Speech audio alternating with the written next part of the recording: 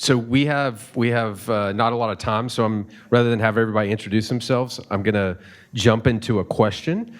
And as you answer the first question, you can give a little bit about your background. Does that work? And that way we're hitting it. We're gonna with this panel, we're shifting and pivoting towards something which hopefully is more hopeful, which is and next gen wealth and thinking about what's on the mind of next gen and from a family office perspective, how they are investing. And quickly on my background, David Friedman, most known for a company called WealthX, which was a open source wealth intelligence data company, which has used most of the private banks, multifamily offices, and luxury brands in the world. But most recently, I'm involved in a platform where we're focused on creating indices with the S&P around faith-driven and values-based investing to give people the opportunity to align their core values, beliefs, philosophies with investment vehicles, which is one of the larger lens I do want to talk about. So I think Michael's going to join us, but let's get started. So the first question, I want to try to cycle through two questions, and I know everyone here has a lot to speak about. So, and I'm going to keep it really simple. So the first question I want to talk about is what's on the mind and top of mind for the next gen. What are they thinking about? Let's kind of crawl around inside their head a little bit and figure out what's going on with them. That's going to be the first question. The second is more of a practical. If that's the case, then how do we engage with that audience? What can we do to do that? And I'm going to pull back and say one thing as an overarching kind of lens on to frame for you guys to respond. And that is, if I were going to, I'm going to make a sweeping generalization that. If you think about wealth, and I always say that wealth as a definition and philosophically is an amplifier. It takes what you are and it amplifies it. And I think that's a good framework. I would say that most of if you look back historically over the last several decades, Gen 1 wealth creators, the mindset has been make as much money as I can and give it away. I had a philanthropic side with my family through a foundation. I want to propose that I believe that one of the big shifts we're going to see, and I want you guys to comment on this as you talk about what's on their mind, is the next gen has a more integrated view, an aligned view of who they are and how everything in their life should be expressed. So I think I want to set up that contrast.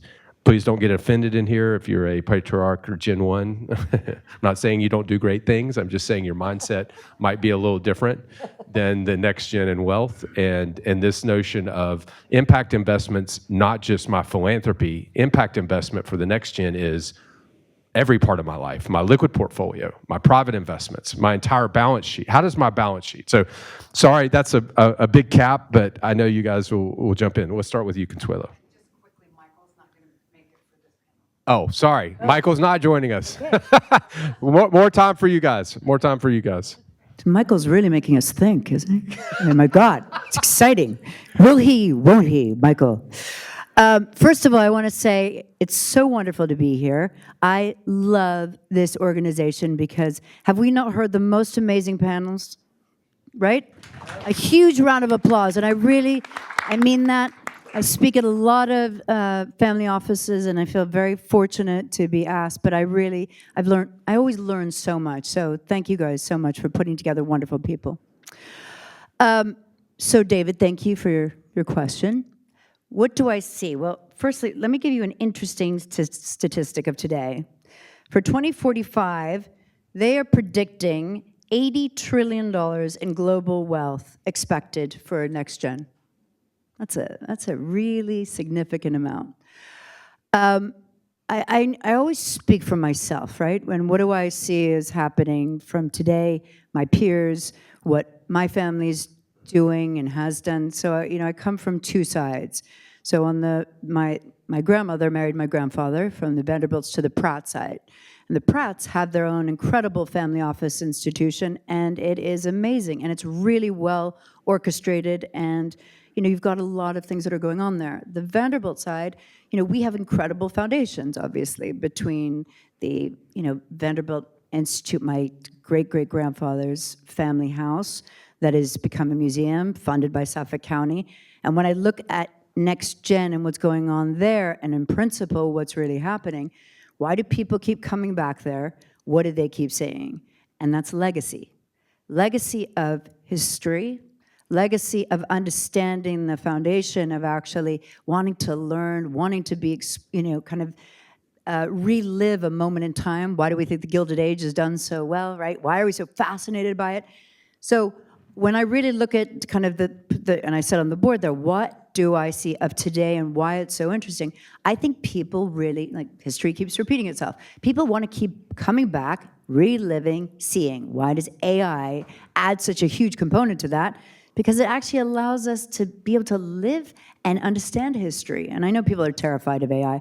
That last conversation was extraordinary, but oh my God, I'm terrified. I'm terrified to sleep at night. I'm like this, who's watching?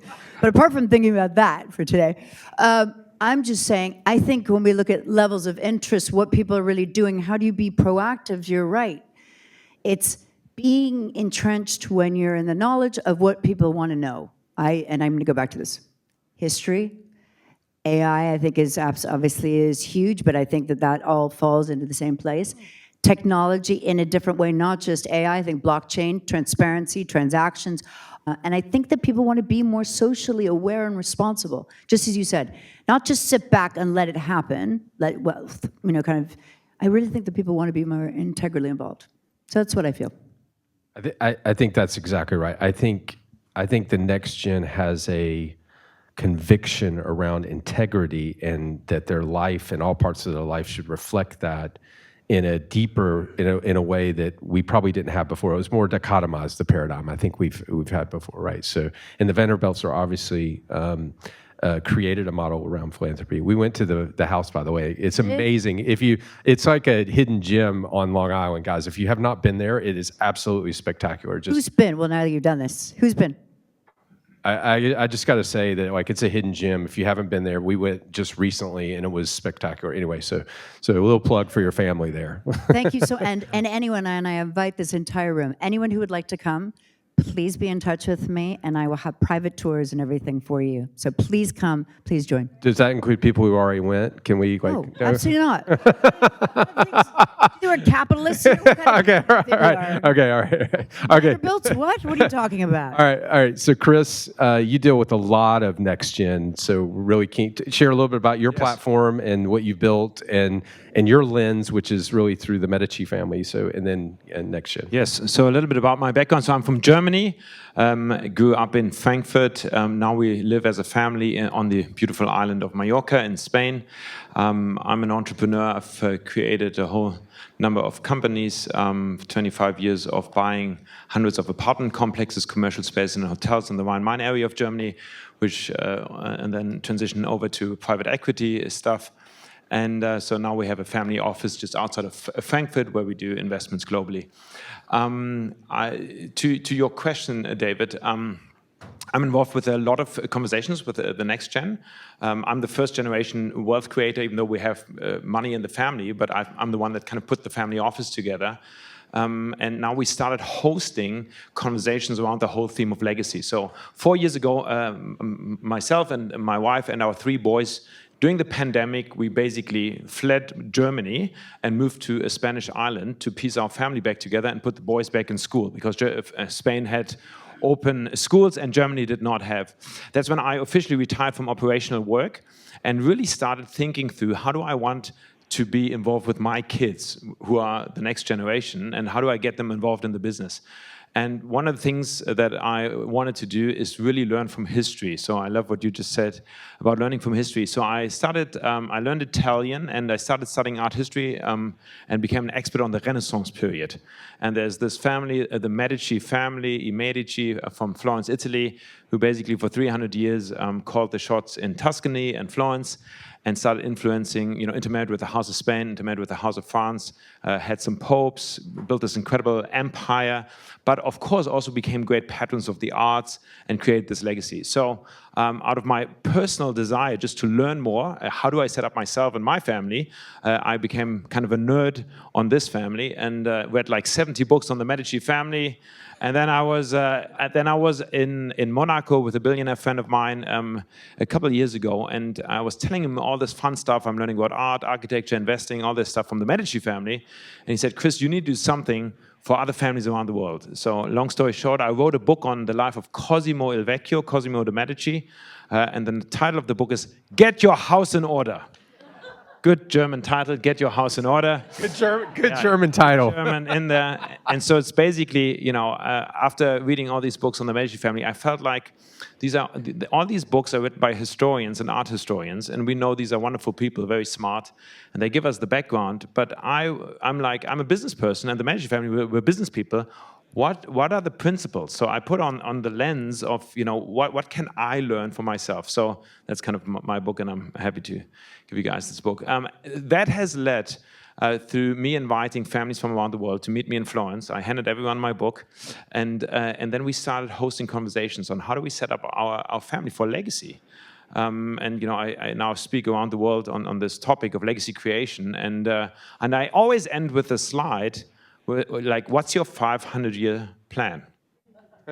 Which most people tell me they don't even know what to do next weekend, and then not let alone there. I don't feel like I'm an expert on the theme of legacy creation. I don't know if anyone can say they are experts on that. But what I'm really interested in is learning.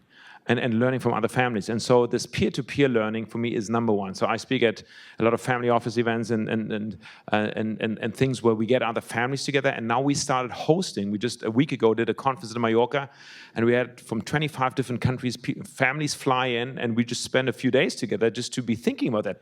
So to your next question then is, how do you involve them? Is literally, be at the table, and learn from other families and share knowledge. Can I say something? Is that okay? Sure. But just really quickly. Then, Allison, I'm getting to you. Allison, I promise I'll be 2 seconds. This is fascinating, right? Because firstly, I completely commend you for being so interested and really taking such a deep dive into building that, not only for your family, but for others. If we look at this, the #1 leading family office right now is Walmart, is it not? Yes? Walmart family. And the Rockefellers also have one of the largest family offices, #5. How many Rockefellers are actually part of that? Does anyone know? That's right, 1%.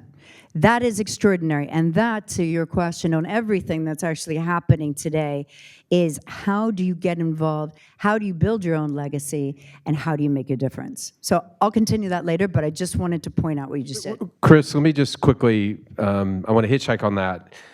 What are you doing? So in the Medici group, I know that you're bringing in these families. Are you proactively encouraging them to you're equipping them with the ability to go back to their family and talk about legacy. Are you proactively asking them, though, to bring their children to? Yes, 100%. I mean, this is, otherwise you can't have a family conversation. So you sign up, under our family foundation, we set up an organization in Singapore called Medici Global Ventures. So that's what I'm the co-founder of, which is kind of here in the title, which is a membership-based organization. And we sign up a member, but then it always involves the spouse or the partner, and then immediately we kind of in the first questions we're like, how do you want your kids to be involved, and then we invite them over as well. Yeah. Awesome. No, that's perfect. So it's obviously super structured and systematic because that's part of what you're doing, right? So that's great. Ali. Hey. Hi, everyone. Alison Graham.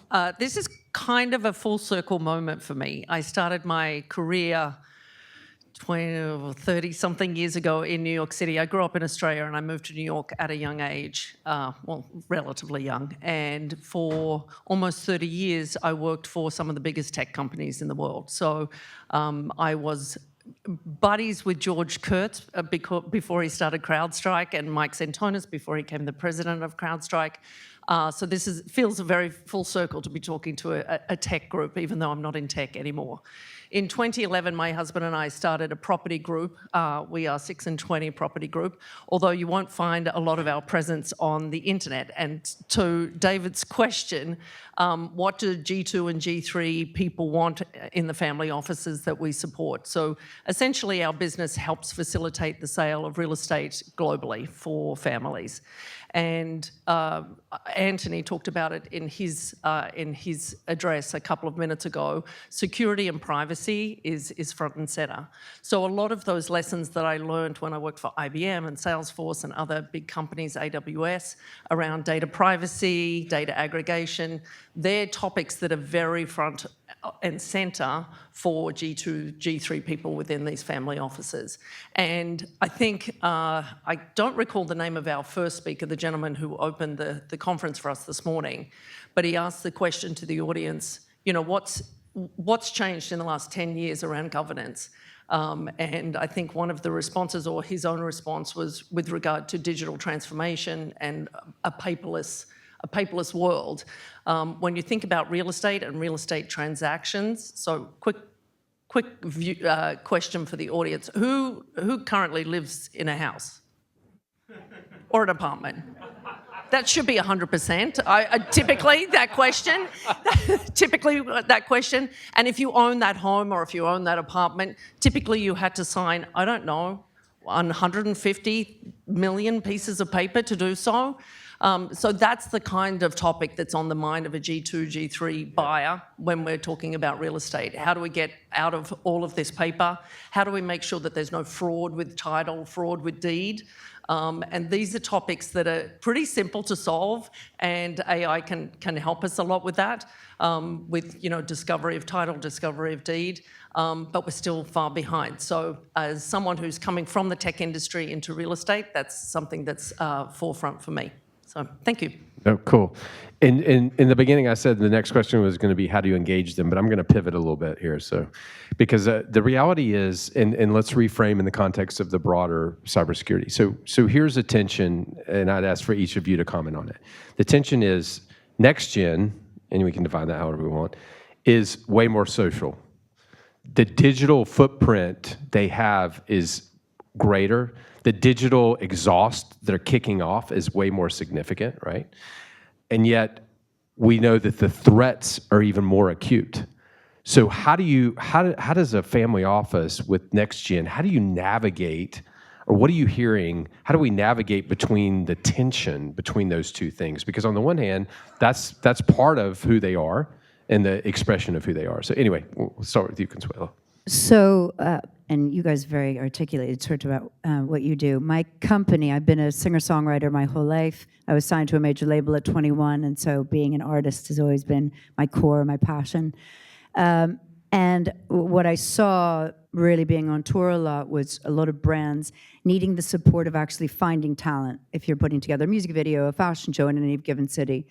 So what we did was we built a private membership-based company for the entire creative industry. So if you're a designer, if you're a musician, if you're a makeup artist, a hairstylist, so that you could and can be accessed, because I believe in our world that is generating over $2 trillion annually, that there's not enough jobs for creatives. And I'm gonna come back to your question and why.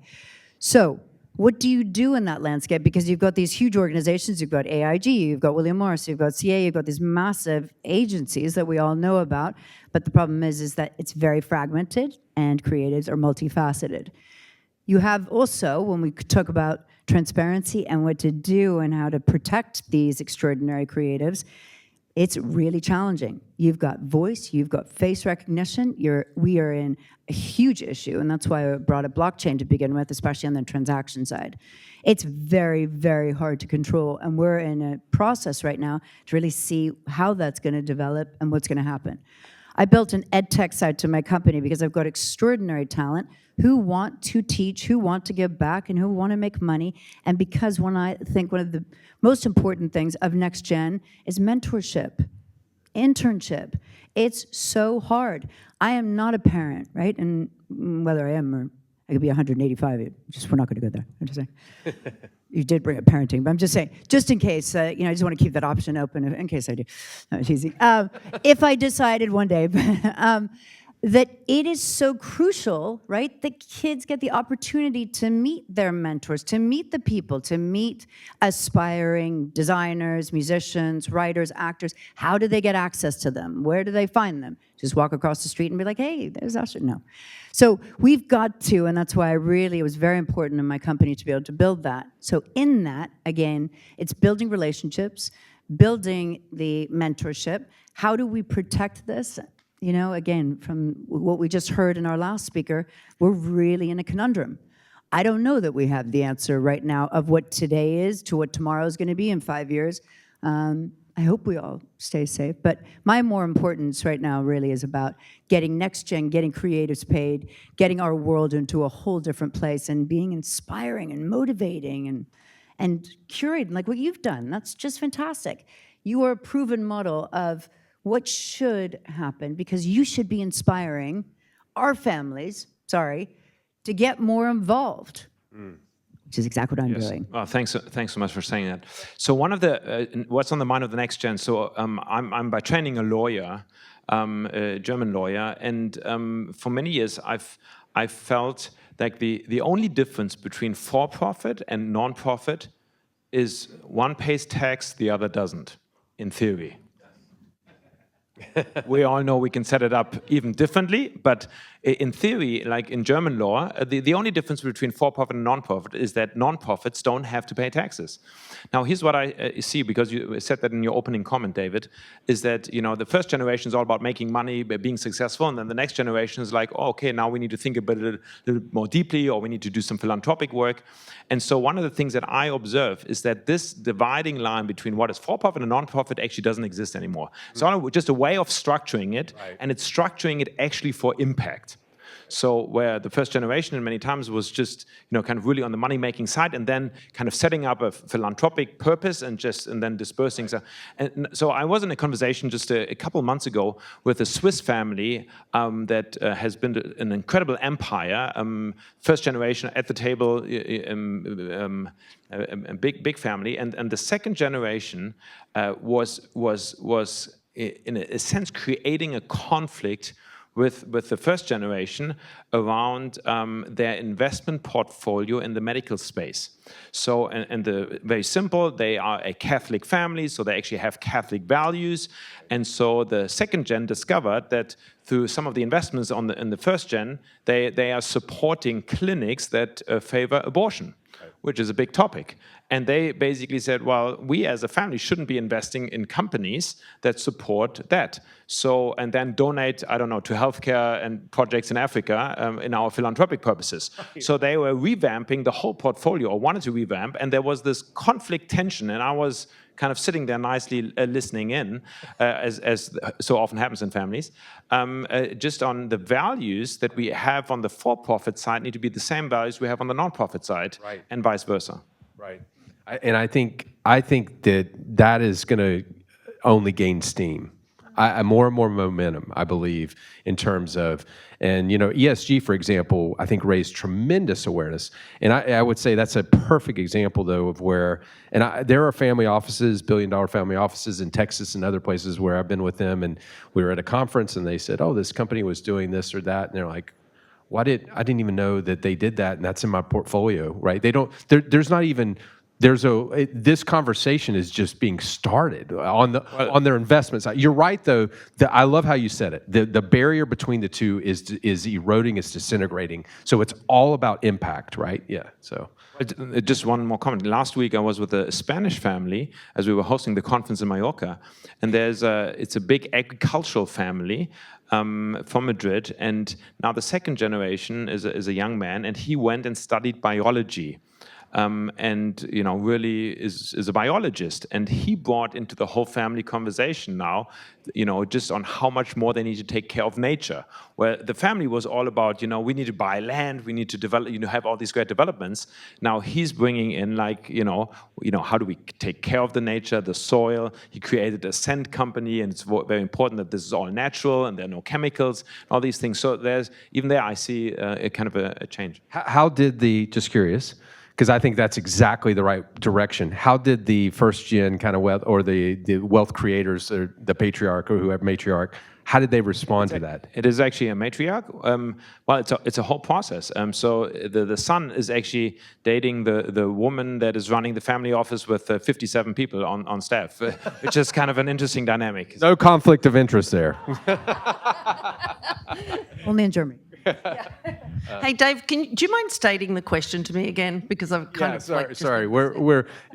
This is a mosaic and a spherical approach to addressing it. But the question was, and I'm trying to frame what we're talking about in against the broader context of what we're talking about here, which is the next gen is they're very social, and they're kicking off their digital exhaust versus. Private family offices are spending enormous amounts of money to hide themselves, whereas the next gen is trying to be more. So they are just by nature using media in a different way. But that is diametrically opposed to the threats that we're seeing. And by the way, the other reason that you're seeing cyber attacks on ultra high net worth and family offices is the economics are much better than kidnapping someone. If you think about the economics of it from a risk-reward perspective, right? So anyway, that was because this is a dynamic that family offices are doing, but next gen is going to amplify that exposure to that risk. But you can't just tell them you get off of social media, right? That's right. No, I think it's interesting. So there's a couple of scenarios that we're seeing. So I work with families primarily when they're exchanging money for property, or property for money, or property for property, or trying to facilitate any and all of the above. It's a task that my company can never complete alone, right? So we are often working with people that are tax experts that work, across different sovereignties. People that live in America that buy overseas. And thematically, a lot of what we've been talking about this morning potentially for a Fortune 500 still applies to a family office, but if not, probably a little bit more intensely and a little bit more intimately. So the topics that I used to cover off with regards to risk and fraud and, data movement that I used to be able to talk to a CISO about at an investment bank, I'm now talking to families about. And so it's a very holistic discussion. G2 and G3 do expect that there's a holistic approach to their portfolio, right? So it's not good enough that I sell you a house in Spain and then I sell you a house in New York. I need to understand what your entire portfolio of real estate looks like and help you manage risk associated with that. That could be geopolitical, it could be family risk, it could be any other kind of risk. And so there is an expectation for G2 and G3 that the seamlessness with which they have in the rest of their lives applies to their own personal wealth as well. I think that's really a key factor now. It's interesting, Dia, that you're saying, and I just want to reflect. I'm glad you asked him to ask the question again, because we did. We went off on a few different tangents. From my perspective, and my mother and my grandmother's perspectives, everything was talked in silence. We live in silence. You don't ever mention anything. Questions are very, very private, from wealth conversations to really anything about our life. It's all incredibly private. So you're raised, and I speak in third person, you're raised in that knowledge, really, that everything that you do and what you say is just all kept very quiet. We're now in a world that's so unbelievably loud, right? Just as you're talking about, and that's why I brought up our creative community, that these social media platforms and not even exploiting yourself, exposing yourself, promoting yourself, right? Is that wrong? And especially in this second, third generation where it's trying to get ahead, which is why I keep talking about mentorship too, right? It's a conflict, because the way that we specifically, and for many, many generations, were absolutely raised that way. And today it's a whole completely different forefront and conversation. And there's a lot of conflict, and a lot of conflict internally inside the family about people being vocal, people speaking out. And, as an example, I'm one of the main people in my family that speak out. And there's a lot of conversations that go around it. But am I able to give back, and am I able to give presence and to keep our history alive? Yes. Is that wrong? So there's a lot. So it's just things and questions to consider in all of this, right? Because I do. I think it evokes a lot. Excellent. And Brinkley, when do we, because we got started late, when do I have to? I have 2 minutes, perfect. So let me do this. I'll ask you guys for lightning round, okay? So, and I'm not gonna ask one word that summarizes the next gen, that's too easy. So I'm gonna ask something else. One trend that I'm seeing that I think is really fascinating, my wife has been with the same CEO for like 5 companies. The last one was acquired by Accenture. But his new company is called the Board of Life, and it's a mentoring platform. And one of the things that I'm hearing a lot of are the use of AI to reconstruct a historical figure who becomes a mentor as part of a broader board. You'll have real people, and then you'll have whoever. So if you were going to build a board for your children or for yourself, a board of life, right? What's one person that you would reconstruct using AI? And you can't say Cosmo de Medici.